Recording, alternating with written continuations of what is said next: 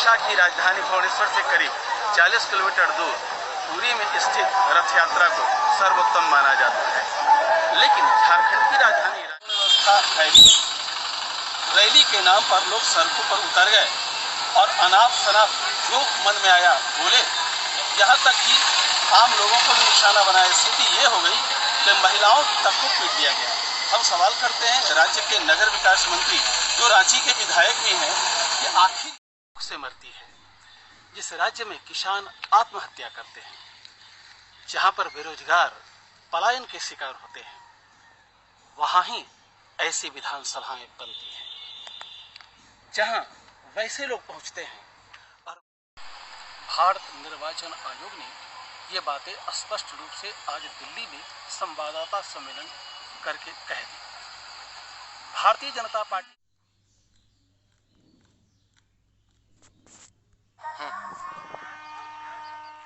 और पूछने लगी धनबाद के विधायक से कि बताओ यार, ये बिजली का जो समस्या है उसमें कब सुधार होगा। हालांकि विधायक जी घर पर मौजूद नहीं थे। उनके परिवार के कुछ लोगों ने कहा किसी चैनल की कृपा से बनी है। ये 100% शुद्ध झारखंड की जनता के वोटों के आधार पर बनी है। बिल्कुल सर। तो जो व्यक्ति वोट के आधार पर मुख्यमंत्री पद को पाया है, जी जी जी, वो व्यक्ति अखबार और चैनल की वर्तमान की भूमिका पर क्यों जो है वो ज्यादा जो है विश्वास करेगा। वो समझ चुका है। इसलिए मैं देख रहा हूँ कि हेमंत सोरेन जो ये कोरोना की बीमारी पर जिस प्रकार से वो लड़ रहे हैं, बिल्कुल बिल्कुल सर, और उसमें भी इकोनॉमिकल कंडीशन झारखंड की खराब है, तब लड़ रहे हैं। मैं समझता हूँ। ये बहुत बड़ी चीज है। लाख लोग वो कर लें, क्या बोलते हैं उसको, ये मोदी आहार बांट दे।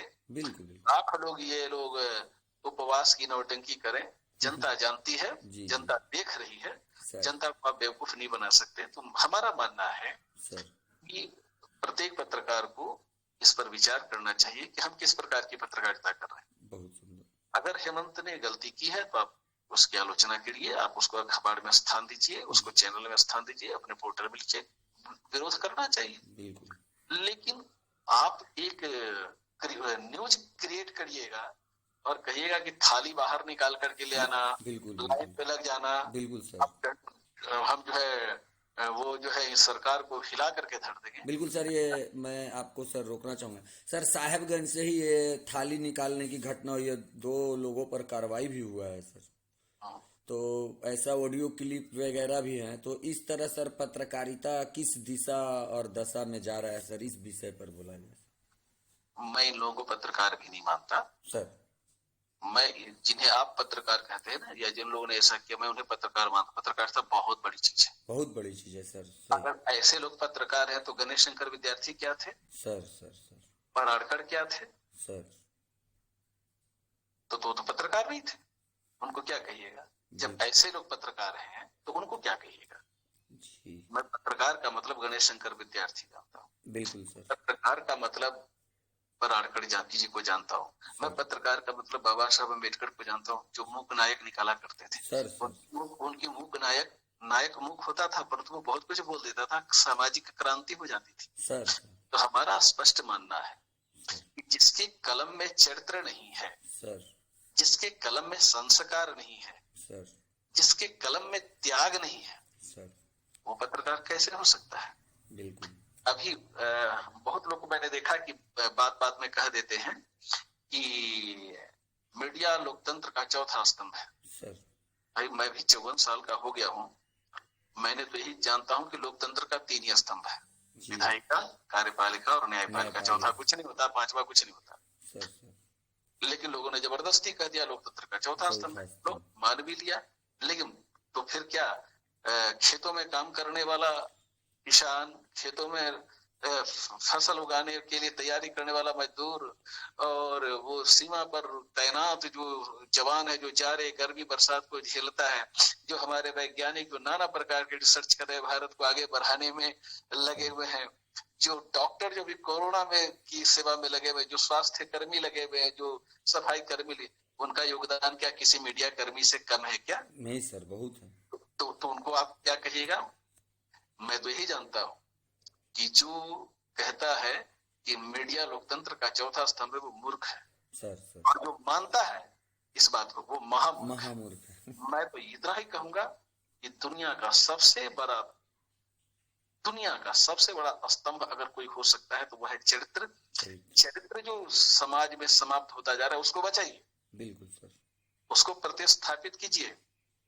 हर घर में जो है ना चरित्र की पूंजी को जो है ना स्वीकार कीजिए।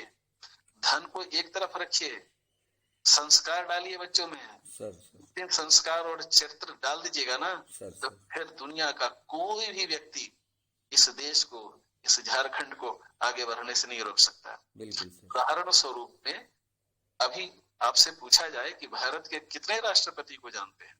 सर बहुत सारे राष्ट्रपति हुए जी, लेकिन मैं जब भी किसी बच्चों से पूछता हूँ तो सबसे पहले वो डॉक्टर राजेंद्र प्रसाद का नाम भारत के प्रथम राष्ट्रपति थे। जी जी जी, प्रवान थे जी। और उसके बाद लोग नाम लेते हैं किसका? तो एपीजे अब्दुल कलाम। क्यों लेते हैं? तो दोनों को देखिएगा तो चरित्र में इनका कोई जवाब ही नहीं। बिल्कुल सर, बिल्कुल। तो जो चरित्रवान होगा सर उसको लोग याद करेंगे ही। अब इसका मतलब ये भी नहीं मैंने कह दिया कि अब बाकी सारे लोग जो है चरित्रवान नहीं थे सर, लेकिन चारित्रिक मूल्य में उन सबसे कहीं ज्यादा जो है ये दोनों जो है आम जनता के नजरों में आगे निकल।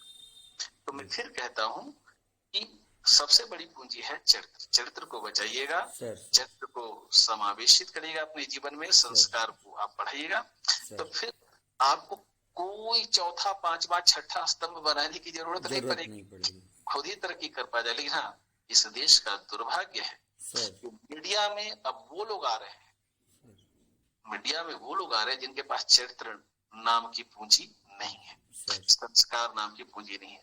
वे सिर्फ ग्लैमर को देख करके आ रहे हैं और जो सिर्फ ग्लैमर को देख करके आए तो ग्लैमर में क्या होता है? वही होता है जो आप सिनेमा में देखते हैं। उनके अंदर जो बुराइयां हैं तो उसको भी आपको स्वीकार करना पड़ेगा, तो बुराइयां आ रही है। अब कोई जो फोन करता है, वो तैयार करता है, यहाँ से चैनल वाले लोग जाते हैं, फोटो लेते हैं, फोटो खींचते हैं, विजुअल बनाते हैं और सरकार को कोसना शुरू कर दे। लेकिन ये नहीं जानते कि उनके पीछे भी बहुत सारे लोग लगे हुए हैं जो उनकी सारी हरकतों को देख रहे हैं। आज देखिए क्या स्थिति है। आज वो अखबार भी कहीं मुंह दिखलाने लायक नहीं रहा है जिस अखबार में वो दोनों काम करते थे। मैं भी उस अखबार का नाम नहीं लेना चाहता हूँ, क्या लूं? ऐसे लोग का नाम क्या लेना? बिल्कुल, नाम तो उनका लिया जाता है जिनके पास कैरेक्टर हो। हम बात करेंगे गांधी का करते हैं ना, हम बात करते हैं नेहरू का, हम बात करते लाल बहादुर शास्त्री जी का, हम बात करते बड़े बड़े लोगों का। तो हम बात कहाँ करते हैं ऐसे ऐसे लोगों का जिनके पास कोई चरित्र ही नहीं होता है। सर रामनवमी मनाया जाता है, कभी रावण का जन्मोत्सव मनाया जाता है, कृष्ण जन्माष्टमी मनाया जाता है, कभी कंस का जन्मोत्सव मनाया जाता है। उसी तरह से अच्छे लोग जहां भी हैं जी, उन्हीं के द्वारा देश बन रहा है और वे सारे के सारे स्तंभ अगर चरित्र को लेकर के चले गए तो अपना देश किसी भी संकट को बहुत ही आसानी से झेल लेगा, चाहे वो कोरोना हो, चाहे लॉकडाउन की समस्या हो, चाहे कोई भी समस्या हो। बिल्कुल सर, समस्या नहीं ठहर पाएगी। सर बिल्कुल सर।